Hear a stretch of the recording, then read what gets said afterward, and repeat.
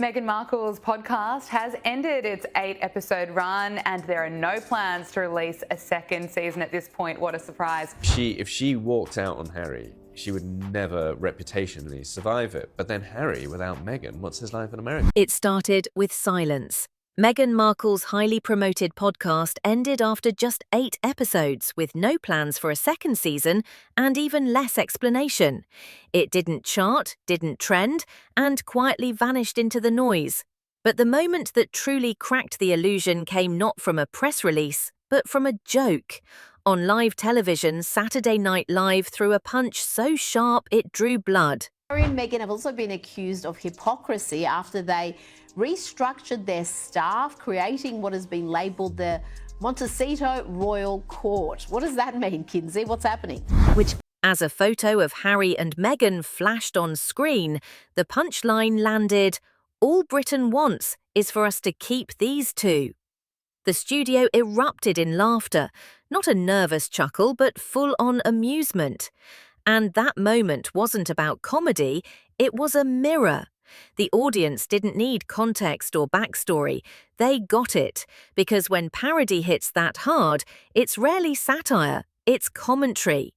Meghan and Harry were once symbols of rebellion, romance, and reinvention. Now they're teetering on the edge of parody.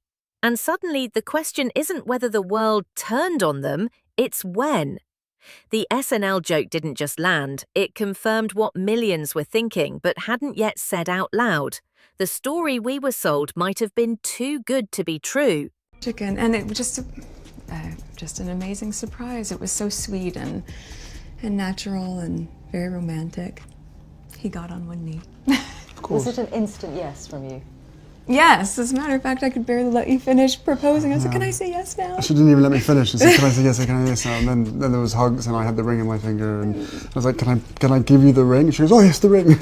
So no, it was a really nice moment. It was just the two of us, and Less than a day after the SNL joke went viral, Meghan and Harry were photographed in full performance mode at Beyoncé's final Cowboy Carter concert in Los Angeles. Matching outfits, public affection, and a curated slideshow hit social media before the concert lights even cooled. But while the optics screamed unity, the details told another story. Meghan looked radiant as ever, every frame a masterclass in calculated branding. Harry, on the other hand, looked stiff, his smile strained, his eyes unfocused. Body language experts weren't far behind, with one joking that Harry's posture screamed, "Get me out of here." For many, this sudden reappearance felt more like a press stunt than a night out. A kiss on the cheek here, a loving glance there, all the classic choreography. But when every move feels rehearsed, the authenticity starts to slip. And while the Instagram carousel showcased glamour, it failed to hide the undertone. Something's off. The concert wasn't just a date, it was a message, a glittery deflection, a headline grab, a reminder to the world that all is well. But the more curated the comeback, the louder the whispers become. Was this a celebration or a distraction from a brand unraveling? Harry and Meghan of unconscious bias in the employment department, looking at all the new faces that are coming on to work for Harry and Meghan independently and together for their entertainment ventures. And if history repeats itself as much as Harry whines that it does, both Harry and Meghan will continue to reject any and all sound advice and will potentially treat their staff poorly, so good luck. While the fairy tale continues to crack in public, behind the gates of Montecito, Meghan Markle has been quietly building a new kingdom, her own. Reports suggest she's assembled a hand-picked team of strategists, PR experts, and image consultants, unofficially dubbed the Montecito Royal Court. The irony isn't lost on anyone. This is the same couple who once condemned royal structures as suffocating and outdated. Now they've recreated one, only this time it's California slick and brand optimized.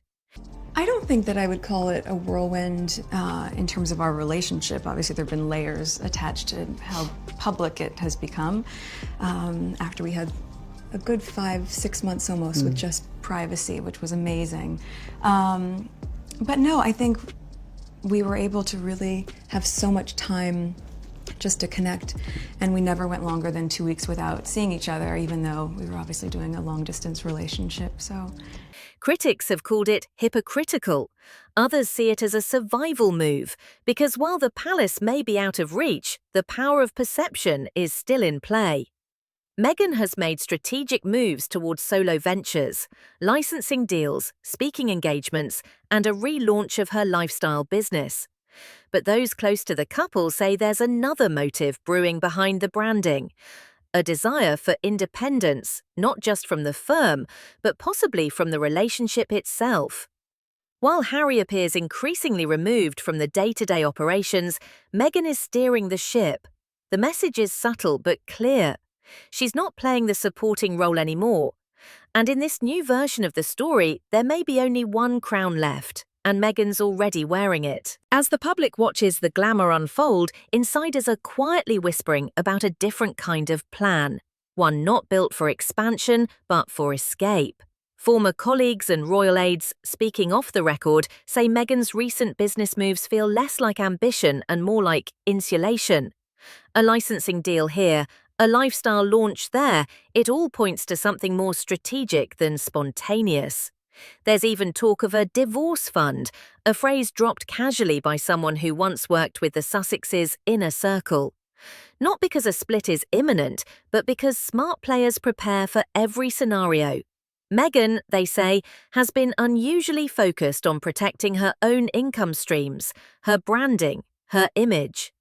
In podcast interviews, she's hinted at the loneliness of entrepreneurship and the fear of never having enough. Sentiments that sound oddly detached when spoken from a $14 million estate. But when framed as emotional groundwork for a solo chapter, they hit differently. She's not running, not yet, but she might be mapping the exits. And as her empire quietly expands, one thing's becoming clear. Meghan's building more than a business. She's building options. Just in case the fairy tale ends before the final chapter is written. While Meghan is busy scaling her empire, Prince Harry seems to be drifting further from the spotlight, and not in a way that feels intentional. Once the bold face of royal rebellion, he now appears more like a footnote in Meghan's carefully curated world.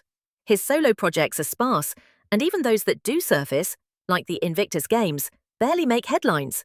He skipped joint appearances, avoided interviews, and, according to insiders, has been reaching out to old friends in the UK, some of whom he once cut off entirely. One palace source put it bluntly, he's circling back. Meghan, meanwhile, is accelerating. Product launches, Netflix deals, and high-profile partnerships keep her front and centre. But Harry, he looks like a man out of place, caught between the world he left behind and the one that never quite felt like his. California was supposed to offer healing and freedom. Instead, it's starting to look like exile. And with Meghan taking the reins of the brand, Harry seems to be slipping further into the background. It's no longer clear whether he's an equal partner in this empire, or simply a symbol of a story that no longer fits. What once felt like a bold love story now feels like a branding exercise under stress. Meghan's recent ventures, luxury home goods, Instagram-worthy jams, Netflix content, have drawn as much skepticism as attention. Critics call it royalty-washed, a curated lifestyle empire wearing the faint outline of a crown. From the embossed product packaging to the subtle nods to palace aesthetics, nothing feels accidental. But that's part of the problem. When everything looks staged, nothing feels sincere. Branding experts have begun weighing in, warning that Meghan's pursuit of perfection may be eroding the very relatability she once sold. The podcast that promised vulnerability now feels sanitized. The family photos that once melted hearts now look like campaign assets. Even her public reflections on motherhood and ambition are starting to ring hollow. It's not that people resent her success, it's that they're no longer sure who she really is beneath the sheen. The woman who once cried on camera about royal pressure is now pitching artisanal preserves in full glam. The shift isn't just aesthetic, it's existential. And as the public peels back the layers, they're starting to wonder if the Duchess they rooted for was just another character in an evolving script. Meghan's identity has always been a moving target: actress, duchess, activist, entrepreneur. But lately, the constant reinvention has started to blur the lines. In a recent interview, she admitted she wouldn't know what to write on her resume. It sounded charming at first, until critics latched on. Has the brand become so over-curated that the person behind it has vanished? One moment she's launching home goods, the next she's hinting at a fashion line. There's talk of hospitality ventures, more content deals, and even a return to the influencer space she once distanced herself from. It's expansion without a clear destination. Meanwhile, Harry remains quiet, not just in public but in presence. Even their anniversary post felt off, more like a mood board than a celebration. Meghan's message was polished, Harry's absence was glaring. Commentators noticed. Social media lit up with theories. Was he distancing himself or being distanced? For a couple who once promised transparency and authenticity, this new phase feels murky.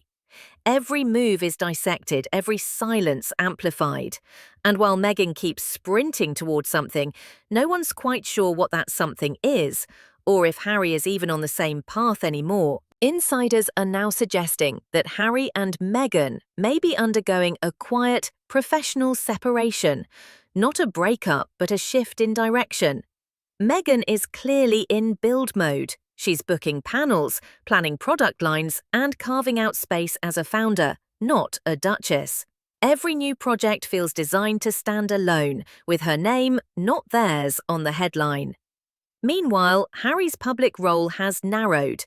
His most consistent project, the Invictus Games, has seen diminished press, and he's increasingly absent from Meghan's ventures altogether. Even their joint brand, once framed as a united front, now feels like two solo careers loosely tethered. Some experts say it's a natural evolution, two people growing in different directions. But others believe it's intentional, Meghan laying the groundwork for full independence, just in case. The branding shift is subtle but undeniable. The speeches now focus on my journey, not our story. The events feature Meghan on stage, Harry in the background, or missing entirely. And with growing chatter about mental health struggles on his end, observers are starting to ask whether the California dream was ever built for two, or just borrowed until one was ready to lead alone. Even in her most polished interviews, Meghan drops hints of exhaustion, of juggling motherhood, media, and business all at once. She talks about racing home to put money under Archie's pillow after a tooth fell out, painting the picture of a hands-on mum building an empire. But the more she emphasizes the chaos, the more it begins to feel strategic. These anecdotes, sweet yes, often land like scripted moments in a broader campaign. Meanwhile, Harry's presence continues to fade. His expressions in public appearances suggest discomfort, not confidence. His voice is quieter, his role more ambiguous. Is he stepping back or being boxed out? Former staffers note that Meghan's business efforts shift rapidly, often mirroring the emotional tone inside the household. One branding expert told a UK tabloid, when the mood shifted at home, so did the messaging. It's a statement that echoes across social media, where fans now question whether Meghan's projects reflect her ambition or her growing distance from Harry. The couple who once broke the mold is now caught in a new mold of their own making, one carefully lit, finely edited and quietly cracking. And with Harry increasingly offstage, the question becomes, what act is next? The love story that once captivated the world is starting to feel like a memory, wrapped in soft filters and brand partnerships. Behind the glossy photo dumps and pre-recorded soundbites, the silence between Harry and Meghan is growing louder. Insiders say Harry has been making quiet outreach to royal contacts back home. Nothing dramatic, just enough to raise eyebrows. Meghan, meanwhile, shows no signs of slowing down. Her American empire expands with every launch, every headline, every interview angled toward legacy. But legacy built alone is different from legacy built together. The palace has reportedly closed its doors to Harry, and reconciliation seems less like a bridge to be crossed and more like a page already turned. Meghan's journey, now solo in tone if not yet in status, is raising uncomfortable questions. Are they a team or simply two individuals clinging to a shared past? With every curated moment, the audience grows more suspicious. And the final twist may not come from a press release or paparazzi photo. It may arrive when the performance no longer convinces. Because if the story of Meghan and Harry was always about escape and reinvention, then maybe the ending isn't a tragedy, it's just the final reveal.